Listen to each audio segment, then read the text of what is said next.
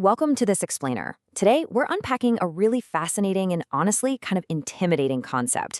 We're looking at why the most unsettling mind out there isn't actually the one that's just memorized the most facts or read the most books. No, it's the one that operates on a fundamentally different cognitive system. We are talking about the terrifying intelligence of polymaths. So let's jump right in because this is absolutely going to change how you view intelligence. So what makes a mind truly terrifying? Well, you might naturally assume it's about memorizing endless trivia, doing crazy complex math equations in your head, or just mastering absolutely every subject under the sun. But as we dig into our source material today, we actually find that the reality of polymathic intelligence is far more introspective, far more flexible, and, frankly, a whole lot more challenging to the status quo. There's this incredible insight from the material that perfectly nails our focus today. It says, sometimes the most unsettling mind is not the one that knows the most, but the one that keeps discovering what it does not know. You see, true intellectual power doesn't actually lie in hoarding certainties, right? Or walking around acting like you're the smartest person in the room.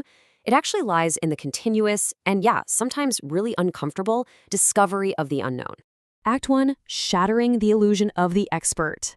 Let's get right into how polymaths view the external world and how they manage to completely dodge the traps of specialized expertise. To really get a polymath, we first have to understand mental models. Simply put, these are distinct conceptual frameworks or lenses that we use to interpret the exact same event. Now, most people, we just naturally default to a single favorite way of understanding the world. Like maybe you see every human interaction through the lens of psychology, or maybe you see money and economics behind every single decision. But a polymath, they operate entirely differently. They're actually capable of running multiple mental models simultaneously. It's literally like a computer running different operating systems at the exact same time. Let's ground this in a real-world scenario. Imagine an employee just suddenly quits. A specialist is probably going to pick just one reason. But a polymath, they're considering a whole spectrum of possibilities. Was it psychological burnout? Economic, like did they just get a better salary somewhere else? Cultural shifts in loyalty? Biological stress and lack of sleep? Or even historical, unstable industry trends? The wild part is, a polymath doesn't rush to ask which single explanation is correct. Instead, they ask a much harder question.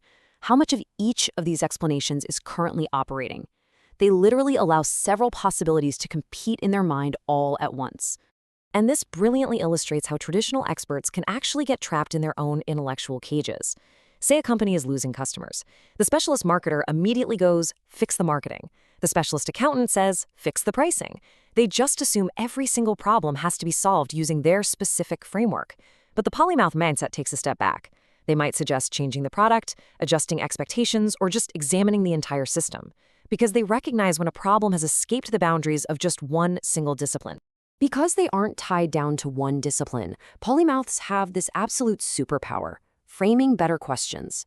Instead of just blindly accepting the first problem handed to them, they pause. They notice the initial question, they identify the hidden assumptions packed inside it, and they completely reframe it. So instead of asking a flawed question like, how can I study for more hours, which automatically assumes time is the only issue, a polymath shifts the frame entirely. They'll ask, wait, why am I forgetting what I study? That shift completely changes what you see and how you solve the problem. Sometimes changing the question is infinitely more powerful than finding an answer to the wrong one. Act 2, architecting the invisible. Now let's see how polymaths actually organize these mountains of information without just getting totally overwhelmed. The secret here is information compression. It's this ability to take a massive volume of completely separate facts and details and organize them into simple underlying principles. Polymaths don't necessarily have a magically bigger mental library than you or me. What they have is a significantly better organizational system. They compress thousands of isolated details about things like physics, human relationships, or markets into core structural principles. So when they face a brand new problem, it instantly feels recognizable, just because they've seen the underlying structure before. Now, a crucial point here is that this structural thinking makes polymaths incredibly difficult to manipulate. When someone hands them a narrative, like say a company claiming customers demanded this massive change, they pause. They immediately separate the facts from the spin, check the hidden incentives, and consider alternative explanations. They absolutely refuse to just swallow the frame of the story they're handed. And they aren't just being contrarian for the sake of it. They are actively deconstructing the invisible architecture of the information they're being fed. This naturally leads them directly into systems thinking. Think about it. When a student fails a class, the isolated, easy explanation is simply, well, the student is lazy. But the system's explanation? That looks at sleep, schedule, and support issues. When employees arrive late, the isolated view blames a bad work ethic. The system's view looks at unreliable public transit or poor shift design. By utilizing systems thinking, polymaths look right past the single falling domino, and instead, they search for the invisible hand that arranged the dominoes in the first place. Just think about all the systemic variables behind that single failing student. Maybe they're sleeping badly, working a heavy after-school job, receiving literally zero support, or maybe they're just doom scrolling on their phone due to sheer overwhelm, leading to a gradual loss of confidence. Holding all these simultaneous variables in mind prevents that rush to a simple, comfortable, yet entirely wrong judgment. It really proves that human behavior rarely exists in a vacuum. Polymaths actually take the time to map out these complex webs rather than just jumping to an easy conclusion. Act 3. The psychology of the unfinished mind. This is honestly the most introspective and perhaps terrifying part of our explainer. What exactly happens when this intense intellectual ability turns inward? What happens is the development of an internal monitoring system. This is essentially the ability to predict where your own thinking is likely to fail. Polymaths develop a psychological alarm system. When they're in a heated argument, they might notice, hey, I'm speaking way too fast, or that they're getting overly defensive. They realize right in the moment when their emotions or physical exhaustion are overriding their logic. They don't just use their intelligence to analyze the world around them, they use it to actively detect when they themselves might be the actual problem. Because they can monitor their own egos like this, they are capable of something most adults are absolutely terrified of: becoming a beginner again. As adults, we often organize our whole lives around protecting our reputations and avoiding confusion. We just want to look like experts. But children, they fall off the bike, they look totally awkward, and they just keep learning. There is immense courage in choosing that child's path and deliberately separating your core intelligence from your immediate competence, just so you can learn a totally new field from scratch.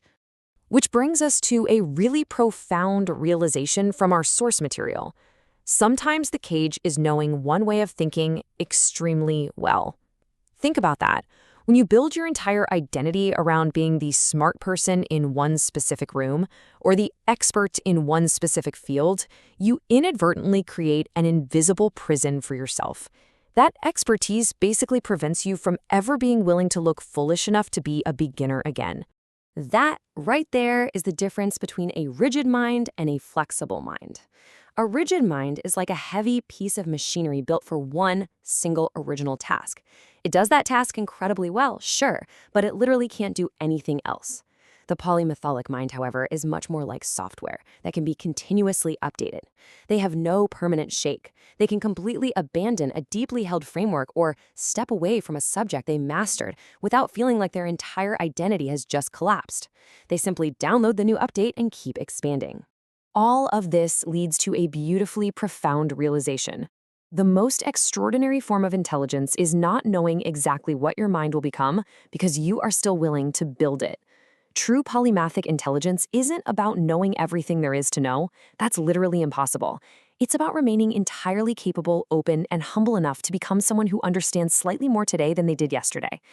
It is an active, ongoing construction project. So, I'll leave you with this final question to consider. Are you willing to let go of your expert identity to become a beginner again? Just look at your own life for a second.